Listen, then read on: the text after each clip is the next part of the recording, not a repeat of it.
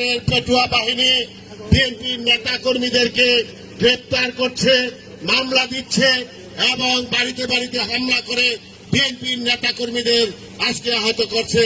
নারায়ণগঞ্জের ইসরায়েলি মুসাকে গতকাল আক্রমণ করেছে।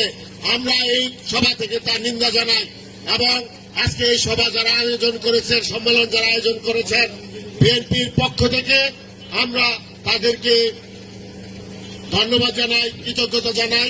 আজকে যে কমিটি ঘোষণা করা হবে, এই কমিটি আমরা এই ইউনিয়নের সকল নেতৃবৃন্দ এবং সকলের মহানগর নেতৃবৃন্দ, থানা নেতৃবৃন্দের সাথে আলোচনা করে আমরা একটি সুচিন্তিত কমিটি ঘোষণা করব।